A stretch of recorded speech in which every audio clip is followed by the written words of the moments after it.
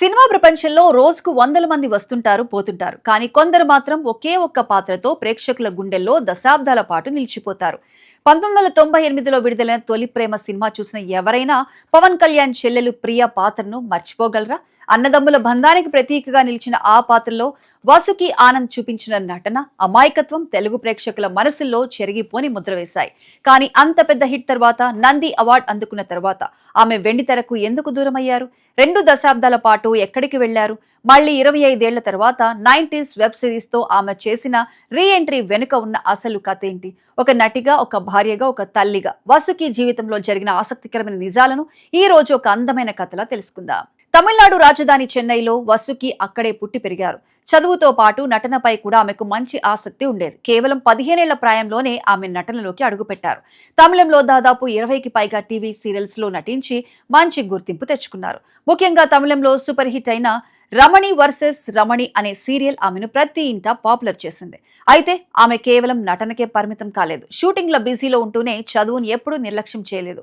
ఆ కాలంలోనే ఆమె MBA, MSc పూర్తి చేశారు. చదువు మీద ఉన్న ఆసక్తితో ప్రస్తుతం ఆమె PhD కూడా చేస్తున్నారు. అంటే ఆమె వ్యక్తిత్వం ఎలాంటిదో మనం అర్థం చేసుకోవచ్చు. 1998వ సంవత్సరం వాసుకి జీవితాన్ని మలుపు తిప్పిన ఏడాది.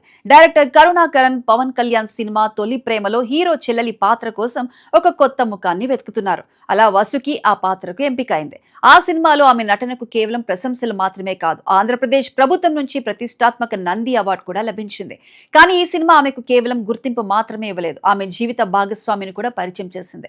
ఈ సినిమా సెట్స్ లోనే వాసుకి ఆ చిత్ర ఆర్ట్ డైరెక్టర్ ఆనంద్ సాయితో పరిచయం ఏర్పడింది. వాసుకి అప్పట్లో తెలుగు రాదు, కేవలం ఇంగ్లీష్ లేదా తమిళంలో మాట్లాడేవారు. ఆనంద్ సాయి ఆమె వ్యక్తిత్వానికి ముగ్ధుడయ్యారు. ఇద్దరి ఆలోచనలు కలవడంతో ఆ పరిచయం కాస్త ప్రేమగా మారింది. పెద్దల సమక్షంలో వీరిద్దరూ పెళ్లి పిటలెక్కారు. అలా తొలి ప్రేమ సినిమా వాసుకి జీవితంలో ఒక మధురమైన కావ్యంగా నిలిచిపోయింది.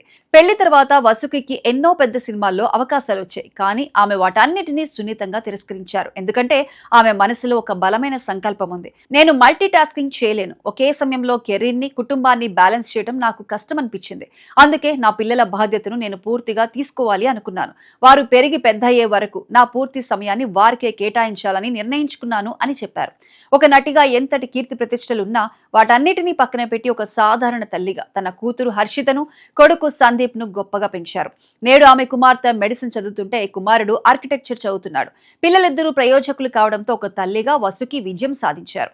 పిల్లలు చదువుల కోసం విదేశాలకు వెళ్లిన తర్వాత వాసుకి మళ్లీ రంగుల ప్రపంచంలోకి అడుగు పెట్టాలని నిర్ణయించుకున్నారు. దాదాపు 25 సంవత్సరాల సుదీర్ఘ విరామం తర్వాత ఆమె రీ ఎంట్రీ ఇచ్చారు. అన్ని మంచు సిగ్నలే. ఫ్యామిలీ స్టార్ సినిమాలో నటించినప్పటికీ ఈ తరం ప్రేక్షకులకు ఆమెను మరింత దగ్గర చేసింది మాత్రం 90s a middle class biopic అనే వెబ్ సిరీస్. ఇందులో ఒక మధ్యతరగతి తల్లిగా శోభారాణి పాత్రలో ఆమె చూపించిన నటన ప్రతి ఒక్కరిని కన్నీళ్లు పెట్టించింది. మన ఇంట్లో ఉండే అమ్మలాగే కనిపించి అందరి చేత శభాష్ అనిపించుకున్నారు. 25 ఏళ్లు దాటినా ఆమెలోని నటి ఏమాత్రం తగ్గలేదని ఈ సిరీస్ నిరూపించింది. వాసుకి ఆనంద్ జీవిత కథ మనకు ఒక గొప్ప విషయాన్ని నేర్పుతుంది. జీవితంలో ఏది ఎప్పుడు చేయాలో, దేనికి ఎంత ప్రాధాన్యత ఇవ్వాలో తెలిసిన రోజే మన జీవితం సంపూర్ణంగా మారుతుంది.